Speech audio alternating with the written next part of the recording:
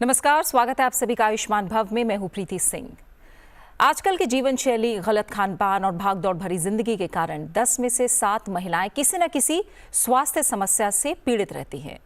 और उनमें महिलाएं सबसे ज्यादा जिस समस्या का सामना करती हैं उनमें बच्चेदानी और इसके आसपास गांठ या रसौली की समस्या आम है। इस स्थिति को यूट्रीन फाइब्रॉइड भी कहा जाता है। ये महिलाओं में पीरियड से जुड़ी समस्याएं और इनफर्टिलिटी का कारण भी बन सकता है। इस कारण महिलाएं गर्भवती नहीं हो पाती कई बार, या फिर बार बार गर्भपात की समस्या भी देखने को मिलती है। महिलाओं के गर्भाशय में या इसके आसपास कभी भी रसौली की समस्या हो सकती है। आमतौर पर देखा गया है कि 14 से 50 साल की महिलाएं कभी भी इस समस्या की चपेट में आ सकती हैं। अगर समय रहते इस गांठ का इलाज ना किया जाए तो इस वजह से गर्भाशय की सर्जरी कराने की जरूरत भी पड़ सकती है। ऐसी नौबत भी आ सकती है। गर्भाशय में गांठ के कारण शरीर में कुछ बदलाव नोटिस होने लगते हैं। अगर इन लक्षणों को समय रहते समझा जाए तो फिर एक तरह से इन्हें पहचान कर इसका इलाज आसानी से किया जा सकता है। तो आज हम करेंगे रसौली या कहें फाइब्रॉइड से जुड़े हर पहलू पर चर्चा। और इस पर बातचीत के लिए मेरे साथ 2 खास मेहमान आज स्टूडियो में मौजूद हैं। मेरे साथ डॉक्टर मुंतहा जुड़ी हुई हैं, जो कि प्रोफेसर हैं, महिला और प्रसूति रोग विभाग से जुड़ी हुई हैं, लेडी हार्डिंग मेडिकल कॉलेज में। बहुत बहुत स्वागत है आपका। Thank you doctor. और साथ ही हमारे साथ आयुर्वेद विशेषज्ञ डॉक्टर आकांक्षा ठाकुर भी स्टूडियो में मौजूद हैं, department of Shalakya, all India institute of Ayurveda, Delhi. बहुत बहुत स्वागत है आपका डॉक्टर आकांक्षा। चलिए चर्चा की शुरुआत करते हैं। बहुत बेसिक्स जो हैं वो पहले समझते हैं। डॉक्टर मुंतहा, ये जो फाइब्रॉइड्स या कहीं रसौली या गांठ जिसको आमतौर पर कहा जाता है, ये क्या होती हैं और कारण क्या होता है इनका सबसे बड़ा होने का? तो बेसिकली फाइब्रॉइड जो है वो बेसिकली टिश्यू की एक ओवरग्रोथ है। वहाँ के जो हमारा यूट्रस होता है, बच्चेदानी होती है, उसके अंदर की मसल लेयर जो होती है, मसल्स की लेयर होती है, जो मांसपेशियों की लेयर होती है, और उसके साथ साथ कनेक्टिव टिश्यूज़ को जोड़ने वाले जो टिश्यूज़ होते हैं, उनकी किसी एक सेल की ओवरग्रोथ, उसका अगर एबनॉर्मल ग्रोथ हो जाए तो वो एक फाइब्रॉइड के फॉर्म बना लेती है। तो एक गांठ डेवलप हो जाती है यूट्रस में। तो इसके कारण क्या है? इसके बहुत सारे फैक्टर्स हैं। मल्टी फैक्टोरियल डिजीज़ है ये बेसिकली। इसमें सबसे इम्पॉर्टेंट जो वजह है वो है जेनेटिक्स। जीन्स इसमें काफ़ी रिस्पॉन्सिबल होते हैं। अगर आपकी मदर को अगर प्रॉब्लम है तो वो ट्रांसफ़र हो सकती है आपके अंदर। अगर वो फाइब्रॉइड आपको भी आ सकता है अगर आपकी मदर को है। इसके अलावा बहुत सारे, क्योंकि ये हार्मोन डिपेंडेंट ट्यूमर होते हैं, हार्मोन डिपेंडेंट ये हार्मोन पे डिपेंड करती है ये गांठें, तो इसलिए इसमें और भी फैक्टर्स होते हैं। जैसे अगर पीरियड्स आपके जल्दी स्टार्ट हो जाते हैं, अर्ली मेनोपॉज जिसे बोलते हैं, या आपके पीरियड्स लेट ख़त्म होते हैं, लेट मेनोपॉज हो रहा है, या आप ओबेज हैं जिसकी वजह से आपके हार्मोन बॉडी के अंदर ज़्यादा बन रहे हैं, तो ये बहुत सारे अगर बच्चे नहीं हो पा रहे हैं तो नलीपेरस जो लेडीज़ होती हैं उनके अंदर ज़्यादा कॉमन होता है। तो बेसिकली हार्मोनल डिसबैलेंस जो होता है बॉडी के अंदर, वो इन टिश्यूज़ की एबनॉर्मल ग्रोथ करा सकता है, और इसके लिए कहीं ना कहीं जीन भी रिस्पॉन्सिबल होते हैं। ठीक है। आयुर्वेद इसे कैसे देखता है डॉक्टर आकांक्षा ठाकुर? हम जानते हैं कि जीवन शैली आज बहुत बदल चुकी है, लेकिन बड़ी संख्या में महिलाएं आज इससे जूझ रही हैं। आयुर्वेद इसे कैसे देखता है? देखिए, आयुर्वेद जो है हमारा वो 3 दोषों के ऊपर काम करता है, जिसमें वात, पित्त और कफ है। तो जहाँ तक कि रसौली की बात है या फाइब्रॉइड की बात है, आयुर्वेद में इसका कोरिलेशन हम ग्रंथि से करते हैं। और ग्रंथि जो है वो मुख्यतः कफ के प्रकोप की वजह से आयुर्वेद में माना गया है कि विकार होता है। लेकिन सिर्फ कफ प्रकोप जिसको नहीं मान सकते, क्योंकि ये गर्भाशय स्थित होती है, तो गर्भाशय जो है वो वात का स्थान है। और वहाँ पे जो अलग अलग कंप्लेंट्स हैं, जैसे कि हैवी ब्लीडिंग या फिर एमिनोरिया भी कई बार होता है वहाँ पे, तो ब्लीडिंग डिसऑर्डर्स जो है वो रिलेटेड है पित्त से। तो एज अ होल देखा जाए तो त्रिदोष जो है यहाँ पे रिस्पॉन्सिबल है ग्रंथि डिसऑर्डर को कॉज करने के लिए। और जहाँ तक कि कॉजेटिव फैक्टर्स की बात मैम ने भी किया अभी, different type of causative factors को हम 2 पार्ट्स में डिवाइड कर सकते हैं, जैसे कि अवॉइडेबल फैक्टर्स एंड कुछ अनअवॉइडेबल फैक्टर्स। अनअवॉइडेबल फैक्टर्स हम उनको बोलेंगे जो कि जैसे कि कुछ हार्मफुल रेज होती हैं जिनको हम अवॉइड नहीं कर सकते। हम इस टाइम पे हमेशा डिजिटल टेक्नोलॉजी से जो है वो जुड़े हुए हैं। कहीं ना कहीं हमें ये डिजिटल रेज जो है वो कहीं ना कहीं हम पे इफ़ेक्ट डालती हैं, और इसका दुष्प्रभाव जो है वो भी इसके लिए एक मुख्य पॉजिटिव फैक्टर जो है वो हो सकता है, लेकिन हम इसको अवॉइड नहीं कर सकते। एंड इसके अलावा प्लास्टिक को आप ले सकते हैं। अभी क्या है, हम लोगों ने काफ़ी प्लास्टिक के हार्मफुल इफ़ेक्ट्स के बारे में पढ़ा भी है, सुना भी है, लेकिन इसमें भी कई चीज़ें अभी भी हम जो अवॉइड नहीं कर सकते उसमें कई तरह से आता है। जैसे कि हमारे पास अभी भी जितने भी चीज़ें खाने के आइटम्स आते हैं, पैकेज फूड्स आते हैं, उन सब की पैकेजिंग भी जो है वो प्लास्टिक के कंटेनर्स या फिर उस पैकेट्स में वो हमें प्रोवाइड होता है। इनफैक्ट जो हमारे वाटर टैंक्स हैं, जो इनिशियली सीमेंटेड वाटर टैंक्स हुआ करते थे, लेकिन वो लीकेज एंड अदर इश्यूज़ की वजह से वो भी रिप्लेस हो गया है अभी प्लास्टिक के टैंक्स के अंदर। तो वो भी कहीं ना कहीं ये हमारा अनअवॉइडेबल कॉजेटिव फैक्टर जो है उसके ऊपर आता है। ठीक है, क्योंकि अगर कुछ आंकड़ों के ज़रिए समझें, बहुत सारे जो आंकड़े बता रहे हैं वो ये कह रहे हैं कि 20 से 40 साल की जो महिलाएं हैं 57% उनमें 37% समस्या देखी जाती है, और जो 40 से 49 साल की महिलाएं उसमें 57% ये समस्या देखी जाती है। तो मैं यही जो कारणों की बात कर रहे हैं अभी डॉक्टर कांक्षा, जो उन्होंने जोड़ा है वो कहीं ना कहीं घूम फिर के लाइफस्टाइल पे आता है। ये सारी चीज़ें आज हमारी ज़िंदगी में कितना बड़ा बदल चुकी हैं और इसका प्रभाव दिख रहा है। तो इसी वजह से क्या ये समस्या ज़्यादा बढ़ रही है, आपको लग रहा है डॉक्टर मुंतहा कि समस्या ज़्यादा क्यों बढ़ रही है आज के समय में? मेरी वजह, मैं जहाँ तक सोचती हूँ उसमें दो वजह हैं समस्या जो ज़्यादा दिखाई दे रही है। पहला तो हमारी डायग्नोस्टिक फैसिलिटीज़ बहुत ज़्यादा बढ़ गई हैं। अच्छा। हमारी इमेजिंग फैसिलिटीज़ बहुत ज़्यादा बढ़ गई हैं जो पहले नहीं थी। तो इसलिए पहले पता नहीं पड़ता था, अब पता पड़ने लगा है लोगों को, क्योंकि वो थोड़ा सा जागरूक हो गए हैं, वो जाते हैं इन्वेस्टिगेट करवाने अपने आप को। और दूसरी चीज़, हाँ डेफिनेटली हमारी लाइफस्टाइल में चेंजेस आए हैं जिसका इफेक्ट स्ट्रेस इंड्यूस जो होता है इफेक्ट, और बहुत सारी चीज़ें जो एनवायरमेंटल इफेक्ट्स होते हैं जो कि हमारे हार्मोन्स को बॉडी में इन्फ्लुएंस करते हैं, उसको प्रभावित करते हैं। तो उसकी वजह से अगर हमारे बॉडी में हार्मोनल इम्बैलेंस हो रहा है तो डेफिनेटली हम गांठें बॉडी में डेवलप हो सकती हैं कहीं पे भी, जो कि फाइब्रॉइड भी उसमें अगर आप जेनेटिकली प्रीडिस्पोज हो उस चीज़ के लिए तो वो वहाँ पर भी डेवलप होगी। ठीक है, और क्योंकि दो बड़े कारणों में बात हुई, जैसे डॉक्टर ने भी कहा कि अनुवांशिकता, हेरिडिटरी हो सकता है अगर आपके परिवार में है तो आपको संभावनाएं ज़्यादा हो। तो ऐसे में इस तरह के केसेस में आयुर्वेद कितनी मदद कर सकता है पहले से प्रिवेंशन के तौर पर? देखिए, कई केसेस हम लोगों के पास आते हैं कि मदर जो है she is suffering from fibroid and she is concern, अपनी बच्ची के लिए वो कंसर्न है कि इसे भी फ्यूचर में ये डेवलप ना हो। तो क्योंकि आयुर्वेद जो है हर एक विकार जो है उसके लिए अग्नि को ही मानता है मेन कॉजेटिव, तो हमारा मेटाबॉलिज्म जो है अगर हम उसको बूस्ट करें तो इसको हम प्रिवेंट कर सकते हैं। तो प्रिवेंटिव तौर पे हम आयुर्वेदिक कुछ ऐसी मेडिसिन ली जा सकती है जो कि हमारे मेटाबॉलिज्म को बूस्ट करे, जिसमें मुस्ता एक हर्बल ड्रग है हमारी जिसको साइप्रस रोटंडस बोलते हैं, एंड त्रिफला का प्रयोग हम कर सकते हैं डेली के बेसिस पे। और दूसरा, हम पेशेंट्स को एडवाइस करते हैं कि अपने जीवन शैली में योगा का इंक्लूजन करें, जिसमें कि अगर वो अलग अलग टाइप के योग ना भी कर पाएँ तो मिनिमम सूर्य नमस्कार का जो है वो फॉलो करें, 5 से स्टार्ट करें एंड धीरे धीरे उसे इंक्रीज़ करें। इससे ओवरऑल हेल्थ आपकी इम्प्रूव होगी, आप ओबेज नहीं होंगे, जो कि प्रीडिस्पोज करेगा ऑब्वियसली आपको किसी भी टाइप के डिसऑर्डर में, and one of them is fibroid. बिल्कुल। थोड़ा सा इसके टाइप्स के बारे में अगर समझें डॉक्टर मुंतहा, क्या ये फाइब्रॉइड्स भी अलग अलग तरह के होते हैं, इनके साइजेस भी अलग अलग होते हैं, और ये किस तरह से, क्या यूट्रस या उसके आसपास कहीं भी पनप सकते हैं, कैसे समझें इसके प्रकार को?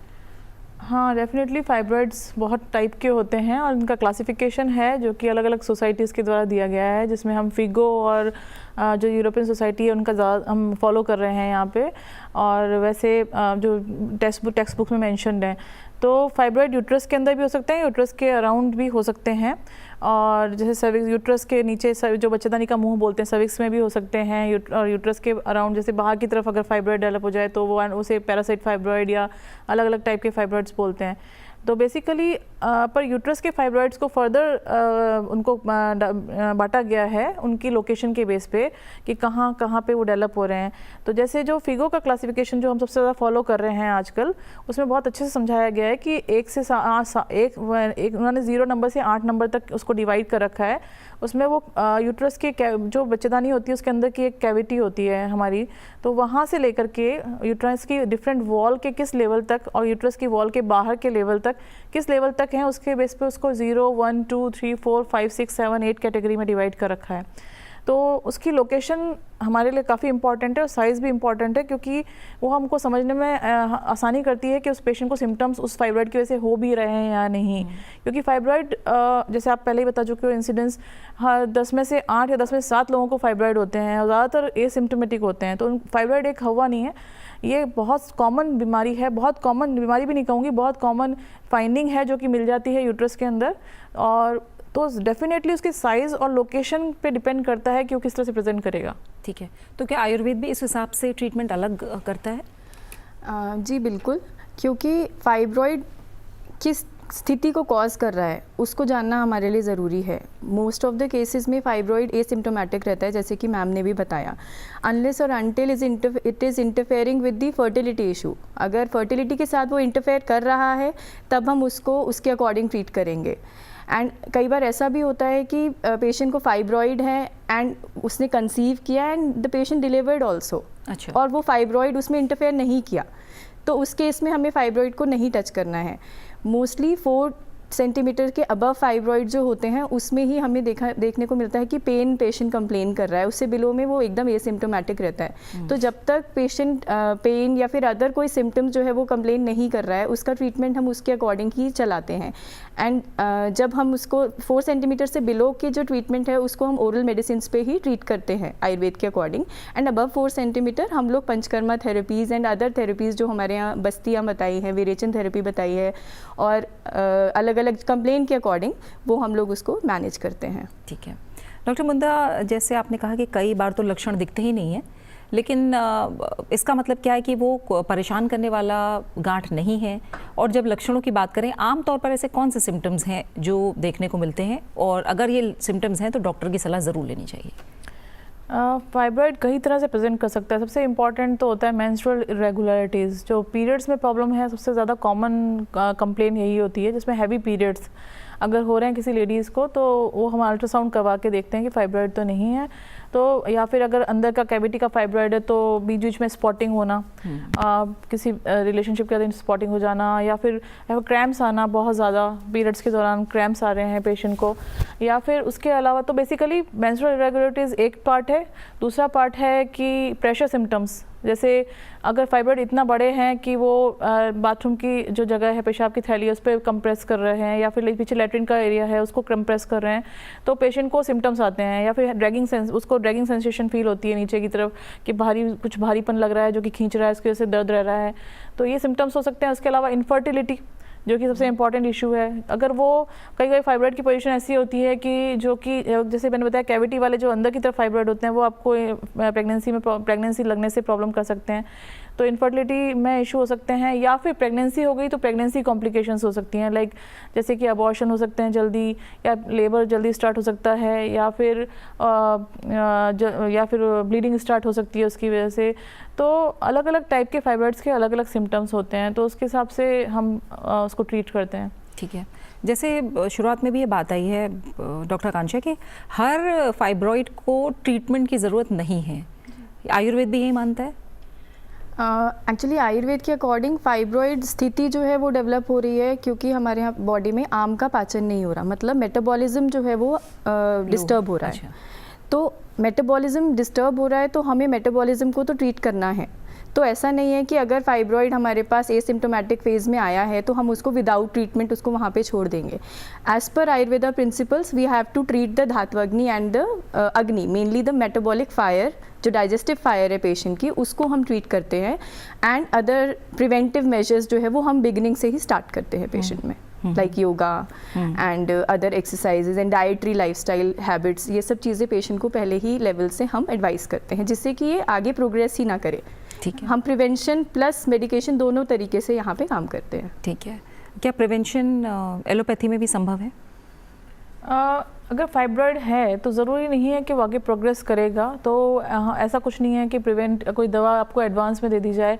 अगर हमको लग रहा है कि 2 to 3 सेंटीमीटर फाइब्रॉइड है तो मीनोपॉज हमारे हिसाब से, अगर मीनोपॉज के नज़दीक है पेशेंट और उसको मीनोपॉज हो जाता है तो मीनोपॉज सबसे बड़ा ट्रीटमेंट है अपने आप में। अच्छा। मीनोपॉज से अपना आप ही वो फाइब्रॉइड छोटा हो जाता है, श्रिंक हो जाता है, और धीरे धीरे डिसअपीयर हो जाएंगे या श्रिंक हो जाएंगे एटलीस्ट, तो वो सिम्टम्स नहीं पैदा करेंगे। तो हम लोग जनरली जो इंसिडेंटली जो फाइब्रॉइड डायग्नोज होते हैं, जैसे आपने किसी और चीज़ के लिए पेट में दर्द के लिए अल्ट्रासाउंड कराया, या किसी और आपने कोई सिस्ट थी उसके लिए कराया और आपको दिख गया कि 2 सेंटीमीटर का एक फाइब्रॉइड आपको बच्चेदानी के वॉल के अंदर दिख रहा है, तो ऐसा नहीं है कि हम उसको रोकने की कोई दवा दे देंगे या करेंगे। हम वेट करेंगे उसका, अगर वो प्रोग्रेस करता है फ्यूचर में तो ही, या सिम्टम्स प्रोड्यूस करता है तो ही ट्रीट करेंगे, अदरवाइज नहीं। ठीक है। क्योंकि हर दवा के मुझे नहीं लगता कि उसको प्रिवेंट करने के लिए उसको एलोपैथी में कुछ देना चाहिए। ठीक है, क्योंकि जो फाइब्रॉइड्स हैं, जैसा आपने भी जिक्र किया कि सबसे ज़्यादा उसको प्रेगनेंसी से जोड़कर देखा जाता है, इनफर्टिलिटी का कारण भी हो सकते हैं और गर्भपात का कारण भी बन सकते हैं। तो ये भी क्या डॉक्टर थोड़ा सा समझाइए, ये भी क्या स्थिति के अनुसार ही होता है कि कहाँ पर फाइब्रॉइड है उससे ही ये तय होगा? 100% बिल्कुल। सारे फाइब्रॉइड्स नहीं अबॉर्शन करते। इनफैक्ट आपके कई बार तो बड़े बड़े फाइब्रॉइड्स के साथ भी प्रेगनेंसी होती है, सक्सेसफुल प्रेगनेंसी होती है। तो जनरली जो फाइब्रॉइड्स जो बच्चेदानी के अंदर की कैविटी है, जैसे एंडोमेट्रियल कैविटी है कहते हैं, अगर उसके अंदर हैं तो जैसे सब म्यूकस फाइब्रॉइड बोलते हैं स्पेशली, अगर वो फाइब्रॉइड है तो वो प्रेगनेंसी करने से पहले तो रोकेगा, और अगर प्रेगनेंसी हो भी गई और उसके अलावा जो एकदम एंडोमेट्रियम की जो लाइनिंग है उसको टच करते हैं फाइब्रॉइड है, और मान लीजिए आपकी जो प्लेसेंटा है बच्चे की, जैसे हम आवल नाल बोलते हैं, अगर वो उसके ऊपर आ गई, अगर उस पर चिपक गई वॉल पे, जहाँ पे यूट्रस की वॉल पे चिपकती है जो जनरली, अगर वो फाइब्रॉइड की वॉल पे चिपक गई तो डेफिनेटली ब्लीडिंग के चांसेस बढ़ जाएंगे। या कैविटी इतना बड़ा फाइब्रॉइड है कि कैविटी डिस्टॉर्ट कर रहा है पूरी, और बच्चे को जगह ही नहीं मिल रही ग्रोथ की, तो ऐसे वाले में डिलीवरी टाइम से पहले हो सकती है या ब्लीडिंग स्टार्ट हो सकती है। तो ये वाले फाइब्रॉइड्स जो होते हैं उनको हमको देख करके उनको फिर उसके हिसाब से हमको प्रेगनेंसी को ले जाना होता है आगे, और अगर प्रेग्नेंट नहीं हो पा रही है तो उनको हमको ट्रीट करना पड़ता है पहले। ठीक है, एक सवाल क्योंकि इसी से जुड़ा है, मैं चाहूँगी आप जवाब दें। ये पंजाब से प्रीति पाल ने सवाल हमको भेजा है। ये पूछ रही है कि मेरा फाइब्रॉइड 7.5 सेंटीमीटर का है, जिस वजह से मेरा यूट्रस का साइज़ भी बड़ा हो गया है। मेरा फाइब्रॉइड जो है वो फंस एरिया में है और बाहर की तरफ पुश कर रहा है, वो ये कह रही है। मुझे कंसीव करने के लिए कौन कौन से चेकअप करवाने होंगे, और डॉक्टर के अनुसार मैं कंसीव कर सकती हूँ, लेकिन काफ़ी समय हो गया है, मैं अभी तक कंसीव नहीं कर पाई हूँ, आप मेरी मदद कीजिए। तो बेसिकली 7 सेंटीमीटर अगेन साइज इसमें इंपॉर्टेंस नहीं रखेगा। अगर ये फाइब्रॉइड 7 सेंटीमीटर का बाहर की तरफ वॉल में है, सब सीरस फाइब्रॉइड जिसे हम बोलते हैं, या इंट्राम्यूरल फाइब्रॉइड है, तो वो कंसीव कर सकती हैं। अब क्वेश्चन ये है कि वो क्या उम्र, एज क्या बताई उन्होंने अपनी? इन्होंने एज का जिक्र नहीं किया, लेकिन ये कंसीव करना चाह रही हैं। हाँ, तो बेसिकली फाइब्रॉइड अगर बाहर की तरफ वॉल में है तो कंसीव में प्रॉब्लम नहीं आती है। कंसीव अगर नहीं हो पा रहा है तो हो सकता है कि इसके साथ साथ कुछ और प्रॉब्लम हो, एसोसिएटेड प्रॉब्लम दूसरी हो सकती है, लाइक कि उनको अंडा नहीं फूट रहा है, अंडा नहीं बन रहा है, या उनकी ट्यूब ब्लॉक हैं, तो वो चीज़ और पूरा कंप्लीट, या हस्बैंड का फैक्टर है, तो पूरा कंप्लीट इनका चेकअप होना उसके लिए करना पड़ेगा, तभी हम इस पे नतीजे पहुंचेंगे। स्पेसिफिक चेकअप आप बताएंगे, क्योंकि उन्होंने कहा है कि कौन सा चेकअप करवाना होगा? अगर हम पहले तो हम इनफर्टिलिटी अगर हम इसको बोल रहे हैं तो हमें ये कंफर्म करना होता है कि वो 1 साल से कंटिन्यूस कांटेक्ट में हैं अपने हस्बैंड के। फिर अगर इनफर्टिलिटी का हम जो चेकअप स्टार्ट करते हैं वो हम एज अ वुमन नहीं स्टार्ट करते, हम एज अ कपल स्टार्ट करते हैं। तो वुमेन एंड मैन दोनों का इसमें इन्वेस्टिगेशंस होते हैं। तो इनके लेडीज़ के अगर वो अपने खुद के बारे में पूछ रही हैं तो पहले हम उनका हार्मोन प्रोफाइल करवा के देखेंगे, महीने के दूसरे दिन का जो डे 2 हार्मोन प्रोफाइल होता है, जिसमें हम देखते हैं कि वो ऊपर नीचे तो नहीं हो रहा है, वो उनकी एज के हिसाब से हार्मोन जो है वो सही बन रहे हैं कि नहीं। दूसरा होता है उसके बाद अल्ट्रासाउंड तो उन्होंने करा ही लिया होगा, और फिर उसके बाद हम बायोप्सी टिश्यू यूट्रस की बायोप्सी भी लेके देखते हैं कि ओव्यूलेशन हो रहा है कि नहीं। फिर ट्यूब टेस्ट होते हैं। इसी तरह हस्बैंड के लिए हस्बैंड सीमन टेस्ट होता है, हस्बैंड के शुक्राणु बन रहे हैं कि नहीं प्रॉपर। तो ये टेस्ट सारे उनको इनफर्टिलिटी स्पेशलिस्ट को मिलना होगा और वो उनको बताएंगे कि क्या प्रॉब्लम है सही। और फाइब्रॉइड अगर कॉज है तो डेफिनेटली पहले फिर उनको फाइब्रॉइड निकलवाना पड़ेगा। ठीक है, एक और सवाल है, मैं चाहूँगी डॉक्टर कांचा आप इसका जवाब दें। ये सवाल हमें भेजा है लीला मेथु ने गोवा से।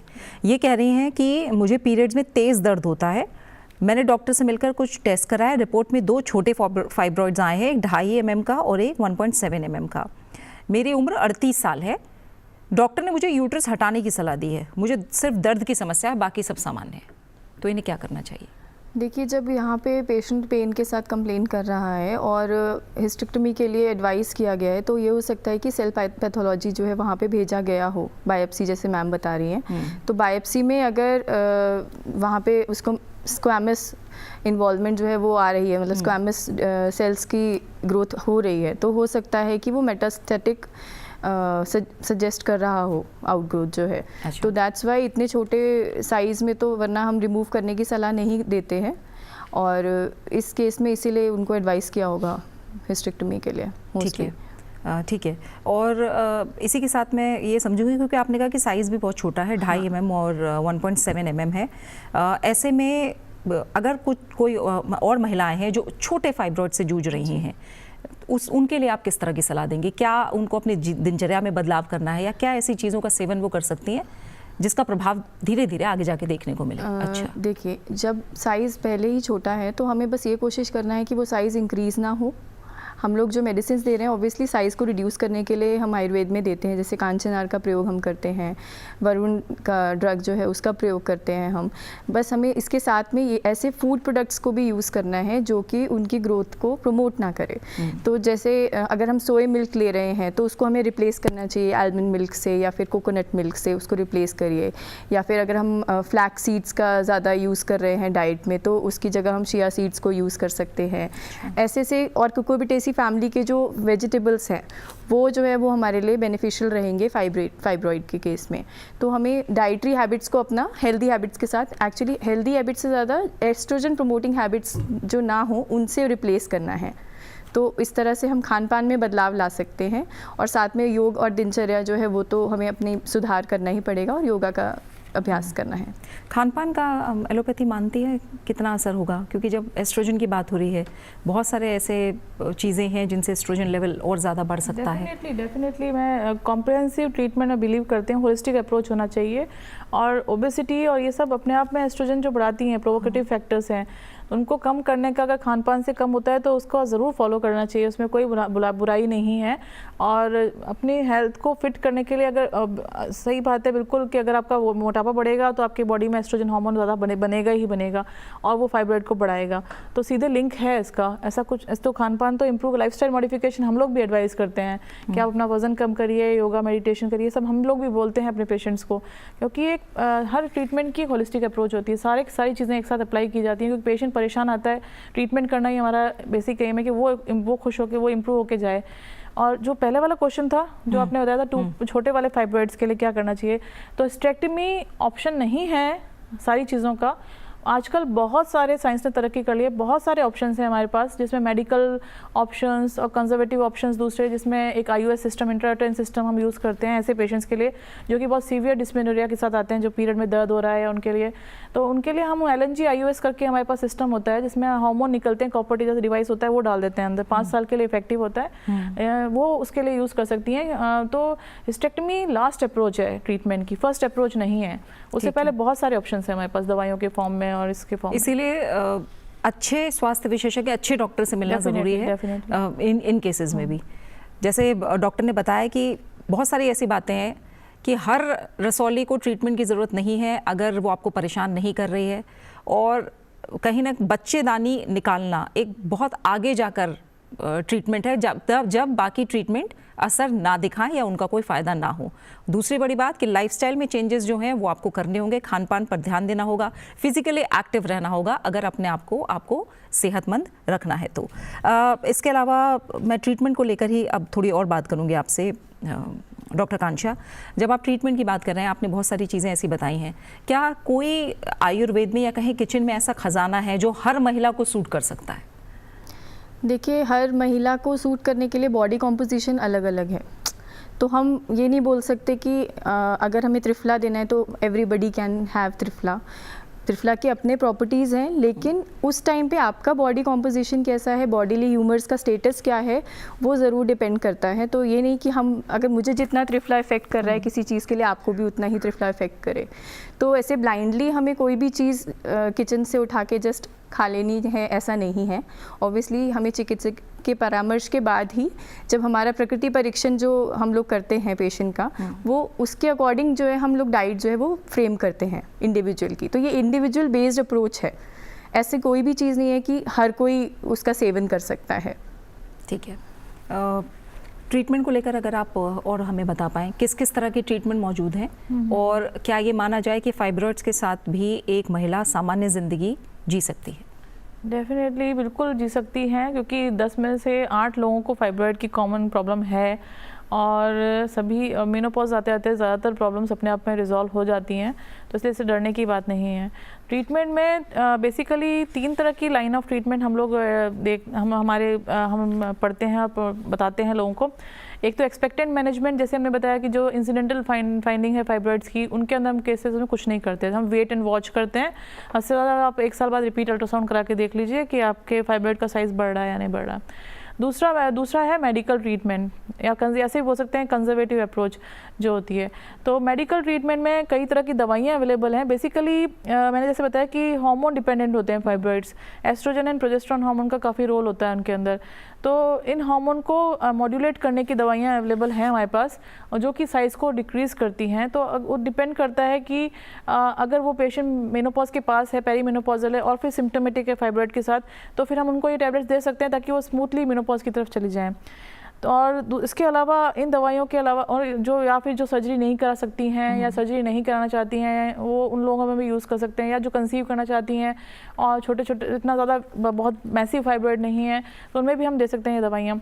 और फिर उसके बाद उसके अलावा जैसे मैंने दूसरा बताया कि छोटे वाले फाइब्रॉइड्स के लिए हम LNG IUS सिस्टम भी यूज़ करते हैं, या फिर जिनको डिस्मेनोरिया बहुत सीवियर रहता है, जिसमें फाइब्रॉइड के साथ दूसरी प्रॉब्लम्स हैं, जैसे एडिनोमायोसिस का प्रॉब्लम होती है, एंडोमेट्रियोसिस होती हैं। तो अगर ये साथ में प्रॉब्लम है तो उनमें LNG IUS जो इंट्रायूटेराइन सिस्टम होता है वो बहुत इफेक्टिव होता है। दूसरी अप्रोच जो कंजर्वेटिव अप्रोच और होती है वो सर्जिकल कंजर्वेटिव अप्रोच होती है, जिसमें हम सिर्फ फाइब्रॉइड को निकाल दें बाहर। ऐसे केसेस जनरली हम फॉलो करते हैं उन केसेस में जैसे इनफर्टिलिटी इश्यूज़ हैं, तो उनके अंदर हम फाइब्रॉइड निकालना में भरोसा रखते हैं कि फाइब्रॉइड निकाल दिया, उसके बाद वो कंसीव कर गए। या फिर जो अभी जिनकी फैमिली कंप्लीट नहीं हुई है, जो कि नहीं चाहती हैं अभी अपनी यूट्रस निकलवाना, उनके अंदर भी हम फाइब्रॉइड निकाल सकते हैं। सिंगल बड़ा फाइब्रॉइड है तो निकाल दिया, जैसे 20 सेंटीमीटर का कोई फाइब्रॉइड है तो निकालेंगे, तो सिर्फ फाइब्रॉइड निकालेंगे उस केस में।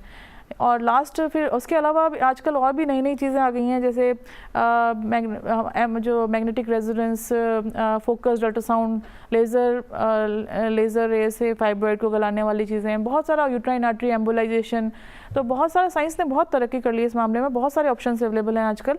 और अल्टीमेटली फाइनली और ये जो सर्जरीज़ हैं और हिस्टेक्टमी जो कि फाइनल है, और ये हिस्टेक्टमी और मायोमेक्टमी जिसे हम बोलते हैं फाइब्रॉइड रिमूवल सर्जरीज, वो आजकल जो लेप्रोस्कोपिकली भी होती हैं, जो कि बहुत कम इन्वेजिव प्रोसीजर है और उसमें डे केयर प्रोसीजर की तरह यूज़ होने लग गए हैं आजकल, जिसमें पेशेंट बहुत जल्दी रिकवर करता है, बहुत जल्दी उसको पेन भी बहुत कम हो जाता है। तो ये बहुत सारे ऑप्शंस हैं आजकल हमारे पास फाइब्रॉइड के लिए। यानी डरने की ज़रूरत नहीं, क्योंकि कई बार जब कम उम्र में ये समस्या आती है तो कई बार ये डॉक्टर्स के कहने पर एक तरह से स्ट्रेस भी हो जाता है, टेंशन भी हो जाती है कि आपको प्रेगनेंसी में दिक्कत आ सकती है। तो लेकिन ट्रीटमेंट आज बहुत ज़्यादा एडवांस हो चुका है, जिस तरह से डॉक्टर ने सारी डिटेल्स दी भी हैं, इसलिए समस्या से घबराने की ज़रूरत नहीं है, बस समय पर इसका इलाज करवाने की ज़रूरत है और लाइफस्टाइल मॉडिफिकेशंस की ज़रूरत है। आयुर्वेद में अगर मैं थोड़ा सा समझूं, जिस तरह से आपने तमाम बातें कही हैं, आयुर्वेद की दवाओं का असर आने में कितना समय लग जाता है? क्योंकि लोग यही मानते हैं कि आयुर्वेद का असर थोड़ा समय ज़्यादा लेता है। देखिए, जो जैसे मैंने बताया कि 4 सेंटीमीटर से कम साइज़ में हम मेडिसिनल अप्रोच रखते हैं, मतलब OPD बेसिस पे ही हम उनको मैनेज करते हैं। तो उनको हम मेडिसिन जो है 3 मंथ्स में हम लोग ये सोचते हैं कि हाँ उसमें हमें चेंज जो है वो मिलेगा। और फर्स्ट इनिशियली जो है वो जो हम फॉलोअप रखते हैं वो 1 मंथ के बाद बुलाते हैं पेशेंट को, एंड उसके बाद भी हमें लगता है कि रिग्रेशन जो है वो थोड़ा सा भी नहीं हो रहा है, तो then we go for the panchakarma therapies और IPD सेटअप में पेशेंट को ट्रीट करते हैं, जिसमें हम अलग अलग बस्ती या विरेचन थेरेपीज़ जो है वो पेशेंट को एडमिनिस्टर करते हैं। तो उसके अकॉर्डिंग सिंगल सिटिंग से भी हमें काफ़ी रिलीफ मिला है। इनफैक्ट 3 मंथ्स की स्टडी है एक हमारे पास, उसमें हमें 50% रिडक्शन जो है वो मिनिमम मिला है पेशेंट्स में।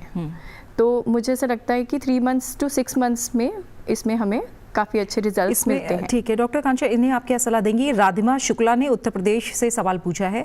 ये कह रही है मुझे 74 बाय 131 mm 74 बाय 131 mm का फाइब्रॉइड है, जो काफ़ी बड़ा है। डॉक्टर ने ऑपरेशन की सलाह दी है। मेरी उम्र 21 वर्ष है, मैं ऑपरेशन से थोड़ा चिंतित हूँ, परेशान हूँ। क्या ऑपरेशन अगर मैंने करा भी लिया तो क्या उसके बाद भी कोई समस्या मुझे रह सकती है?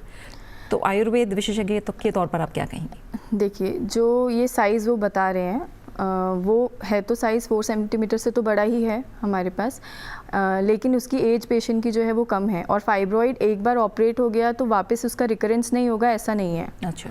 तो इस केस में हमें जो है मेडिसिनली पेशेंट को इस थेरेपी के थ्रू जो है वो एक बार हमें 3 to 6 मंथ्स का कोर्स पेशेंट को कराना चाहिए। और इतना इंतज़ार वो आराम से कर सकते हैं? इतना आराम से वो इंतज़ार कर सकते हैं, अनलेस कोई सिम्टम उसको नहीं अपीयर हो रहा है। अगर वो पेशेंट एसिम्प्टोमेटिक है तो we can wait for this 3 to 6 months. ठीक है। एंड देन उसके अकॉर्डिंग हम आगे एडवाइस बॉडी कैसे रिस्पॉन्स कर रही है उसके बाद देखा जा सकता है। बिल्कुल। जो रीअकरेंस की बात कही है कि दोबारा फाइब्रॉइड्स आ जाते हैं, ये कितना परसेंटेज होता है डॉक्टर एक बार हटाने के बाद?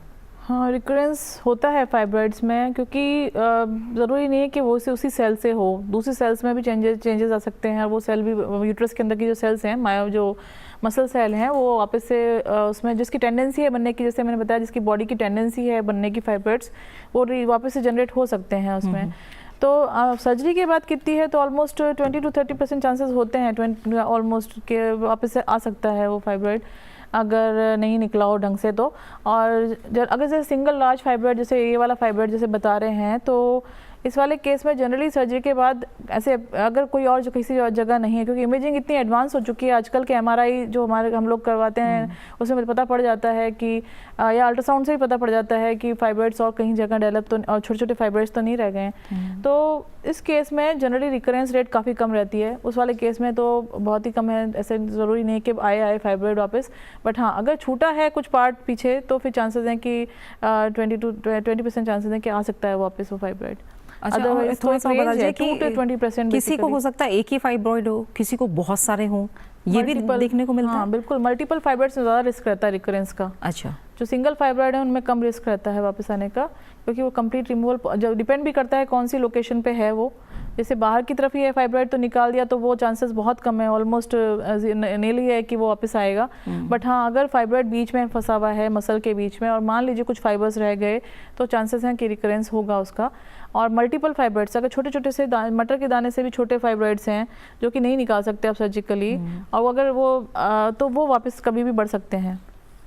ठीक है, मैं चाहूँगी एक प्रश्न का भी उत्तर आप दें। नैन्सी पांडे ने झारखंड से ये सवाल पूछा है, ये कह रही है मुझे 11 सेंटीमीटर का एक्सोफाइटिक फाइब्रॉइड है, मुझे 300 किलोमीटर दूर परीक्षा देने अगले महीने जाना है, मेरी उम्र 25 वर्ष है और मैं ट्रेन से यात्रा करना चाहती हूँ, कृपया बताएं कि क्या मैं परीक्षा देने जा सकती हूँ? अगेन इनका सिम्टम्स क्या है उसके फाइब्रॉइड के? एक्सोफाइटिक मतलब क्या, मतलब सब सीरस फाइब्रॉइड के बारे में बात कर रही हैं या जो यूट्रस के अंदर फाइब्रॉइड है वो जो है फाइब्रॉइड डेवलप हो गया, उसमें पेडंकुलेटेड एक्सोफेटिक फाइब्रॉइड है। तो अगर ये बाहर की तरफ बात कर रही है, एक्सोफेटिक मतलब सब सीरस फाइब्रॉइड की बात कर रही हैं और इनको कोई सिम्टम्स नहीं है, तो ये जा सकती हैं आराम से परीक्षा देने, कोई प्रॉब्लम नहीं है।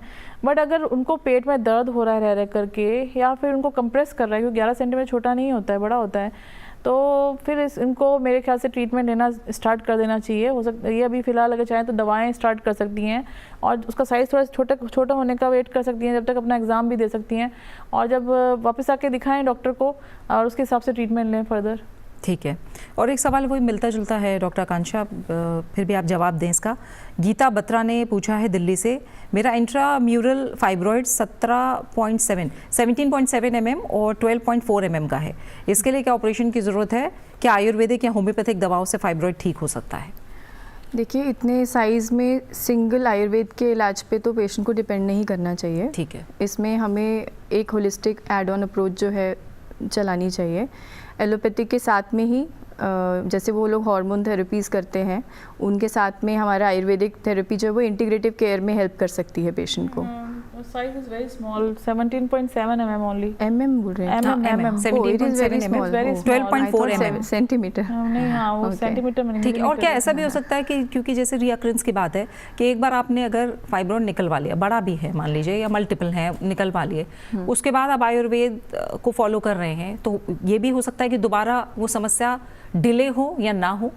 जी, इसके लिए आयुर्वेद जो है बहुत अच्छे से हेल्प कर सकता है, क्योंकि देखिए जिन सेल्स में टेंडेंसी हो गई है टू डेवलप अ फाइब्रॉइड, तो वहाँ पे हमें जो है हमारा लाइफस्टाइल अगर हम उसको बेटर करेंगे और साथ में ये जो मेडिसिन्स हैं डाइजेस्टिव फायर को प्रमोट करने वाली मेडिसिन्स, और साथ में जिनमें ये पोटेंसी एंटी ट्यूमर पोटेंसी वाले जो ड्रग्स होते हैं आयुर्वेद के, जैसे कांचनार वरुण एंड मंजिष्ठा और भी बहुत सारे ड्रग्स हैं, अगर हम उनका यूज़ करते हैं तो वो टेंडेंसी जो है वो आगे प्रोग्रेस नहीं कर पाती है। ठीक है, उसको हम वहाँ पे स्टॉप करने के लिए या फिर एटलीस्ट उसका प्रोग्रेशन स्लो डाउन करने में हेल्प कर सकते हैं। ठीक है, क्या जो ये फाइब्रॉइड्स हैं कैंसर को रूप भी धारण कर सकते हैं? ये बहुत अच्छा क्वेश्चन पूछा आपने, क्योंकि सबसे ज़्यादा डर इसी बात से लगता है। तो फाइब्रॉइड अपने आप में बहुत ही बिनाइन ट्यूमर माना जाता है और जो कैंसर सेल डेवलप होती हैं जनरली, वो टेंडेंसी होती है उसमें जो मसल सेल होती है जो फाइब्रॉइड के बीच में होती हैं, उनमें से कोई मसल सेल की टेंडेंसी होती है कि वो कैंसर में कन्वर्ट हो सकती है। एज सच फाइब्रॉइड कैंसर में कन्वर्ट, इसका मतलब ये नहीं कि फाइब्रॉइड कैंसर में कन्वर्ट हो रहा है, वो मसल सेल है, उनके अंदर टेंडेंसी है वो कन्वर्ट हो सकती है उनमें से कोई एक। तो इसमें एक फाइब्रॉइड के अंदर हमको कभी कभी कैंसर मिल सकता है जो कि रेयर है हालांकि बहुत। तो जैसे 1000 में से 1 केस में मिल सकता है, या 1000 में 2 केसेस, 2000 में से 8 केसेस, तो 0.2 to 0.8% रिस्क रहता है कि हमको कभी कभी कैंसर डिटेक्ट बीच की सेल्स में हो जाता है। बट ये दोनों सेम चीज़ें हैं कि फाइब्रॉइड कन्वर्ट हुआ ऐसा नहीं है, वो अपनी उसकी अलग एक इटियोलॉजी है और दोनों की अलग इटियोलॉजी है। उसकी भी अपनी टेंडेंसी है बनने की कैंसर सेल्स, और मोस्ट कॉमन इसमें देखा गया है लियोमायोसार्कोमा, जो कि उसके साथ डेवलप होता है। उधर वो कुछ बिनाइन सेल्स बन रही हैं, उसमें से कुछ मैलिग्नेंट सेल्स बन रही हैं। तो ये बेसिकली मसल सेल की प्रॉब्लम है, यूट्रस की मसल्स की, जो कि कैंसर का फॉर्म ले सकती हैं। तो उस वाले केसेस में हम इसीलिए, अगर हमको डाउट होता है जैसे सडनली एकदम से साइज़ इंक्रीज़ हो गया, या सडनली अब जैसे विदिन 1 to 2 मंथ या विदिन 3 मंथ्स पेशेंट की हिस्ट्री है कि एकदम से 2 सेंटीमीटर फाइब्रॉइड 20 सेंटीमीटर हो गया, तो फिर हमको डाउट बढ़ जाते हैं। या फिर पेशेंट को बहुत सीवियर ब्लीडिंग हो रही है साथ में और बहुत पेन उठ रहा है और वैसे ही सडन इंक्रीज की हिस्ट्री है, तो ऐसे अलर्ट करते हैं तो फिर हम उनकी एक्स्ट्रा इमेजिंग कराते हैं। जैसे हमारे केस में MRI नहीं कराते, हम सिर्फ अल्ट्रासाउंड ही कराते हैं, बट उन केसेस में फिर हम एक्सटेंसिव, क्योंकि हमारे लिए बड़ी चीज़, मतलब बड़ा इंपॉर्टेंट इमेजिंग टेक्निक है जो कि सारे केसेस में नहीं कराई जाती, बट जिसमें हमको डाउट लगता है उन्हीं में कराई जाती है। तो उसमें हमको पता लग जाता है कि इसमें डेवलप होने के चांसेस हैं या नहीं, या डेवलप हो रहा है या नहीं, तो ट्रीटमेंट उसके हिसाब से होता है। ठीक है, रेयर है लेकिन इसकी आशंका बनी रहती है। जाते जाते, क्योंकि आखिर में अब समय पूरा हो रहा है, डॉक्टर आकांक्षा, क्या करें क्या ना करें, क्या टिप्स देंगी जाते जाते, क्या सलाह आपकी तरफ से? देखिए, सबसे पहला इम्पॉर्टेंट टिप है कि आप अपने डाइट को कंट्रोल में रखें। ऐसी कोई भी प्रोसेस्ड फूड्स जो है उनसे दूर रहें, क्योंकि आजकल मोस्ट ऑफ दी जो डिसऑर्डर्स हैं उसका एक कारण जो है वो प्रोसेस्ड जंक फूड जो है वो हो चुका है। तो मुझे लगता है हेल्दी खाना और घर का खाना जो है आप उसका सेवन करें, और अपनी जीवन शैली में कुछ ना कुछ एक्टिविटी जो है आप इंक्लूड करें, क्योंकि सेडेंट्री लाइफस्टाइल अगेन जो है ये कंट्रीब्यूट करेगा कोई भी टाइप का disorder, not only fibroid and other than many disorders. And उसके अलावा अपना स्क्रीन टाइम को भी आपको थोड़ा कम करना है। अपने जब आप सोएंगे तो प्रॉपर स्लीप लीजिए, फ़ोन को स्विच ऑफ करके अपने दूसरे रूम में रखिए। ये नहीं कि आप फ़ोन बेड में अपने पिलो के साथ रख के सो रहे हैं, तो अवॉइड करिए, जितना आप अवॉइड कर सकते हैं हार्मफुल रेज से अपने आप को उतना आप अवॉइड करिए इन चीज़ों को। और साथ ही हमें जो है स्ट्रेस के ऊपर काम करना चाहिए। तो इसके साथ जो हमने सूर्य नमस्कार आपको पहले भी बताया, इसके अलावा जो है मेडिटेशन जो है इसके ऊपर बहुत अच्छा इफेक्ट डाल सकता है, क्योंकि एक जो फाइब्रॉइड है वो एक साइकोसोमैटिक डिसऑर्डर का भी, मतलब साइकोसोमैटिक एसोसिएशन भी रखता है अपने साथ, तो इसलिए उस फैक्टर पे भी हमें काम करना चाहिए। अपने स्ट्रेस लेवल को जो है, एंजाइटी लेवल, इन सबको कंट्रोल करना चाहिए। तो एक अच्छा मेडिटेशन अपने लिए, अपने बॉडी के लिए जितना हम टाइम निकालते हैं उतना ही टाइम हमें अपने माइंड के लिए भी निकालना चाहिए। बिल्कुल, तो ये चीज़ें फॉलो करनी बहुत अच्छी सलाह। आप क्या कहेंगे डॉक्टर मुंतहा जाते हैं? बिल्कुल, मैं एग्री करती हूँ डॉक्टर आकांक्षा से, क्योंकि इसमें फाइब्रॉइड से मेरा सबसे पहले का तो यही मैसेज है कि फाइब्रॉइड से डरना नहीं चाहिए और जागरूक रहना चाहिए डेफिनेटली। और लाइफस्टाइल मॉडिफिकेशन सबसे पहली अप्रोच है, जिसमें क्योंकि जो सबसे इम्पॉर्टेंट प्रीडिस्पोजिंग फैक्टर हैं वो ओबेसिटी है और जो हार्मोनल इम्बैलेंस है वो है, तो उसको कंट्रोल करने के लिए लाइफस्टाइल को सही रखना बहुत ज़रूरी है। और जागरूक रहें, अपना इन्वेस्टिगेट करवाएं अपने आप को, अगर हमको डाउट लगता है, अपने सिम्टम्स अगर डेवलप होते हैं, और डॉक्टर की सलाह लें, this is the best thing. और सही ट्रीटमेंट से ज़रूर सारी प्रॉब्लम सॉल्व हो जाएंगी। तो सही टाइम पे सही ट्रीटमेंट लेना ज़रूरी होता है चीज़ का। तो इसी के साथ समय यहीं पूरा हो गया आयुष्मान भव का। मैं डॉक्टर मुंतहा और डॉक्टर आकांक्षा ठाकुर दोनों मेहमानों का बहुत बहुत शुक्रिया कहना चाहूँगी आज की चर्चा के लिए। तो उम्मीद है कि आज दी गई ज़रूरी जो सलाह और सुझाव हैं वो आपके काम आएंगे, और जो डॉक्टर ने पॉइंट्स बताए हैं उन्हें ज़रूर मद्देनज़र रखिए। और हम भी उम्मीद करते हैं कि आप एक सेहतमंद ज़िंदगी जिएँ। इसी के साथ आयुष्मान भव के इस अंक में फ़िलहाल इतना ही। किसी और स्वास्थ्य समस्या पर चर्चा करेंगे अगले अंक में। अपना अच्छे से ख्याल रखिए। नमस्कार।